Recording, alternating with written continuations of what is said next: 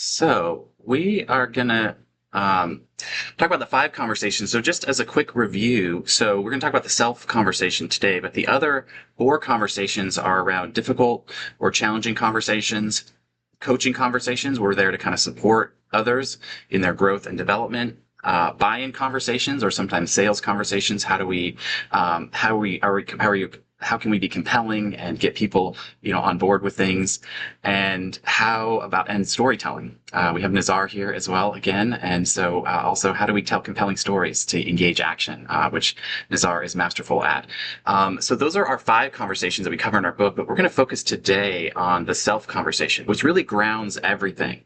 Because it's sort of how, before you go into any conversation, you've already rehearsed it, thought about it. So how do we think about our mindset? How do we think about our awareness and our intentions when we go into these conversations? And so that's what this session is about.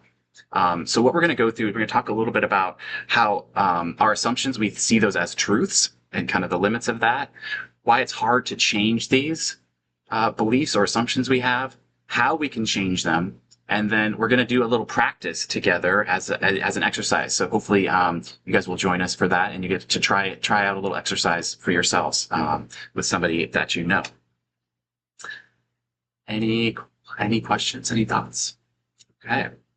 So to begin, so this is kind of one of the foundational ideas here is this idea assumptions as truth. This often comes from this idea of constructivism, or this notion that the world is not just given out there. We often think that we're perceiving the world like it's just coming at us and we're passively, but actually we're an active participant in understanding the world around us. And we construct and co-construct what we perceive in the world, which it can be very empowering, right? Because it's not like we're stuck with our beliefs. But they don't feel like that, right? Our assumption, especially about other people, which we're going to focus about today, is that they almost never feel like, they just feel like facts, right? That annoying person that's just so difficult. They just are that way, right? I talk a little bit in the book about my struggles with my mom, and there was a time when I just thought she was just the most annoying person ever, just always controlling, telling me what to do. I thought she was so disrespectful, right? And so that's just how she was. That was just a fact, right? Just the truth. There was no sort of insight in terms of what maybe there's another view, another take on this, right? So we are these truths. So what I'm sort of inviting people is to look at the things that we think of true, or our judgments about people, and how those might be not how we can question those. So what do I like a white book? This is interesting. So once we've established these truths, then our mind automatically filters them. And it sort of limits it. So we sort of get, you could think of it as sort of a selective attention, right? It's sort of self-fulfilling loop, right? So again, with that difficult employee, every time, before they even speak, right, you already know they're going to be annoying, right? Or every time my mom would come into the room, I knew she was going to nag me or be difficult, right? So we sort of see everything through this lens. And again, it appears as if it's just that way, right? And this cognitive bias is really a feature of our mind, right? It's not a bug.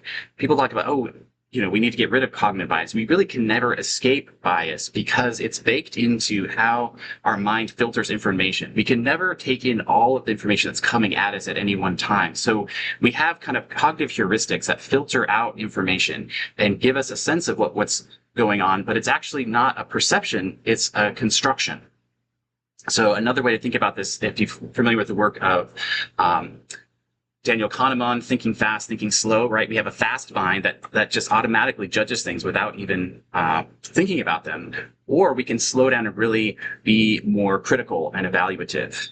Assimilation and accommodation comes from the work of Piaget, is a similar notion of how we just assimilate information that we're familiar with and discard anything that doesn't fit our pre-existing schemas. And in order to do that, we actually have to change or shift usually through feedback or failure, to accommodate new schemas or new information that can take it in. So our mind is continually filtering it. And so we have this perception of the world as if it's just given the way that it is. But if we investigate and interrogate our experience, we realize that we are actually constructing or building this judgment or these awareness. So that's the kind of foundation. So if we can kind of consider this in the context, especially in relationships, oftentimes it's difficult to change these judgments, right? These critiques we have of people, right? These annoying, sometimes I have a student that just, oh, they always talk, and I'm just like, oh, why do they, every time they raise their hand, right? They automatically go to these judgments. But how do we do that? Why are these so difficult? Is because we get a payoff. There's a value. When we hold these judgments, we get something out of it, which it's not always apparent that we do that, but underneath it, when we're judging someone, we get to be right? It kind of builds our confidence. Oh yeah, I know that person's annoying. I know they're difficult, right? We can also feel some confidence in that, right? It sort of boosts us, like, oh yeah, right? Or I can be in control in a certain way, right? It allows me to, even in general, like I feel since I know what's going on, I have a sense of control, right? So there's a way in which our judgments of the world around us help to boost our ego. It also avoids vulnerability, right? It's sort of a self-protective aspect, right? Oh, I know all this. I'm familiar with this, right? It allows your sense of self it helps to stabilize your sense of self in a certain way, right? So this makes it difficult to see these truths as a story because it would compromise our sense of identity, right? We would have to give up something. We have to be more vulnerable or open, right? We have to even question, maybe I'm wrong, right? It's hard to admit when we're wrong. So these truths are difficult because of what they give us, these these payoffs that we get when holding judgment. We get to put ourselves above other people and look down. Oh yeah, those people, they don't even know what they're doing. That person's so lazy, right? There's a way in which that helps to elevate ourselves, right? Our ego is always getting something from these judgments. And again, it's not obvious, right? We think it's just how it is. That person just is that way. The situation just is this way. It's just, they're just difficult. But in fact, it fuels our own sense of self, these judgments. So it's difficult to give them up because it, in some ways, creates a loss of that self or a vulnerability that we're not used to. Hopefully this is making some sense. So if we want to change, we have to look at what it's costing us, right? We have to look at more of this trade-off, right? On the one hand, I get to be right, I get to be justified, I get to feel better than this person I'm judging, but it's also costing me things, right? Each payoff that we get from this actually costs us something, right? Being right costs us trust or openness or curiosity, right? If I already know it already, how can I learn something new, right? Looking smart is similarly blocks an ability to be collaborative. We get to feel in control, we get to dominate, we get to be right, we get to justify, but it reduces our ability to connect and to be open and to really have a relationship. So, for example, I was talking about with my mom, right? Just having that judgment, I get to be justified in how annoying she is and how difficult she is, but it costs me my ability to relate, to connect, to empathize, to be understanding of others. So these judgments give us something, but they also cost us something in terms of our relationship and ability to connect with people.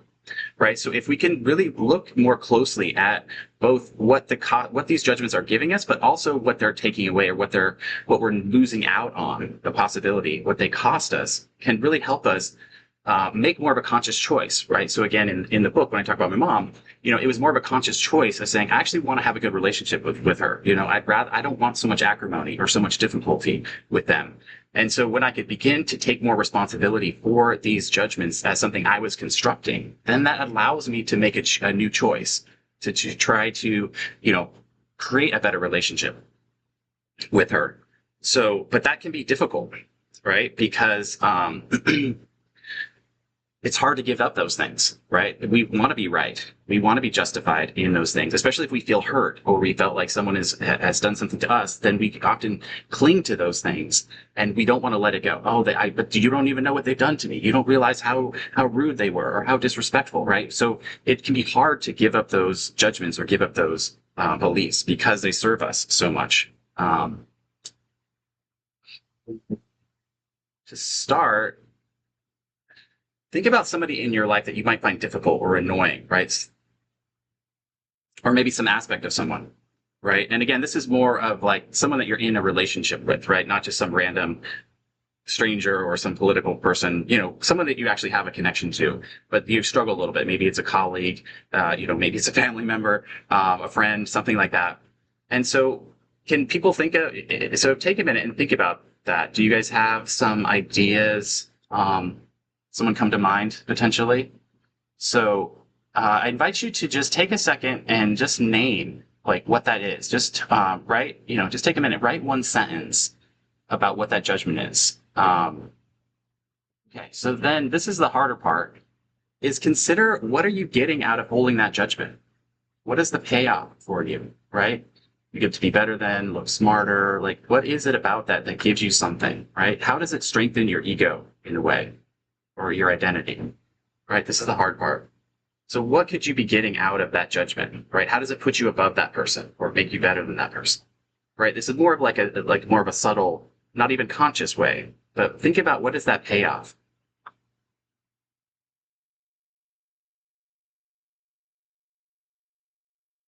And you might be like, nothing. They just are that way, right? I don't get anything out of this judgment. If they're the annoying one, right? But if we really consider, like, again, take accountability for our, experience. What is it that we're getting? And then the last step is consider what is the cost. What is the judgment costing you in terms of that relationship with that person, right? What are you, what are you not getting in that connection, relatedness, right? What is missing, right? How is it taking away something from you, right? What's at loss?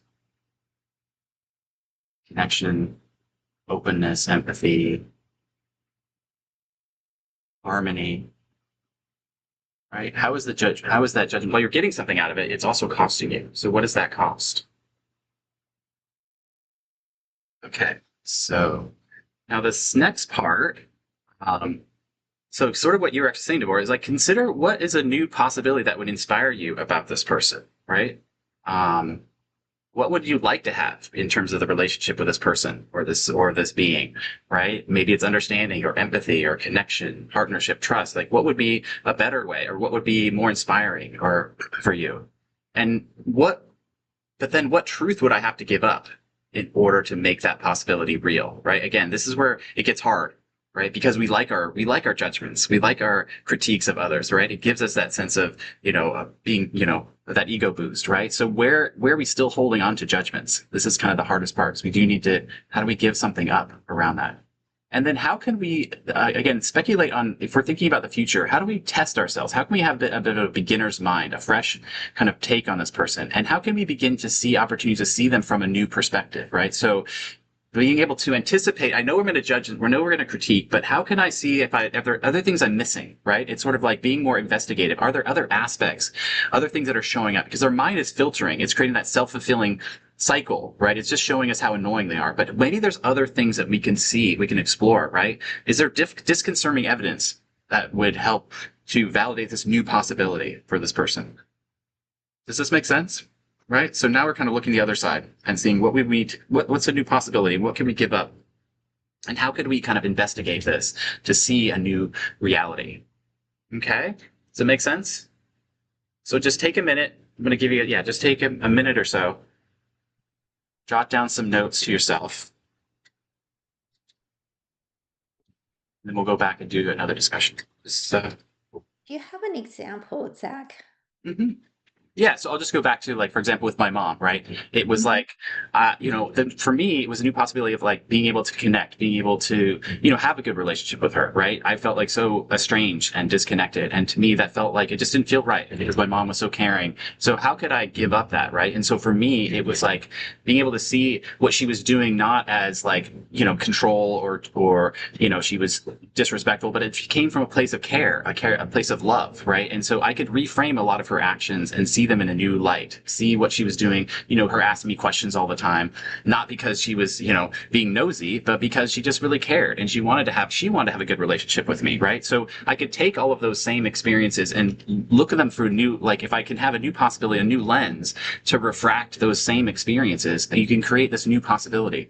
Again, we often think, oh, if that person would be better, if they would just do something different, if they just wouldn't be who they are, then I could like them, then we could connect. But this is sort of inverting that and putting the accountability back on myself, right? And again, why comes from that sense of possibility, that sense of purposefulness, intentionality, right? I actually do care and I do want to have a good relationship. So I'm going to take that responsibility to take the actions to shift my awareness versus waiting for the world to change around me. I can step up and make that conscious choice myself. Does that make sense? As an example. So So what were the opportunities you identified? the opportunities were to see if when I came back home from college and we were hanging out, to see her actions in a new way. Could I see that she actually did care? Could I see these things that were bothering me and being so annoying and being how she was so difficult, and that I could see them in a different way and see it as a way of her reaching out to me? And then how could I respond in kind? And how could, rather than being defensive, being annoyed, being reactive in the way that I typically do, I could sort of suspend my judgments and say like, oh, okay, this is a different way of seeing it. Hopefully that makes sense. Yeah, it's a good example. Yeah, we can And sort of it's also covered in the book. So if you read our book, I do talk about this as one of those.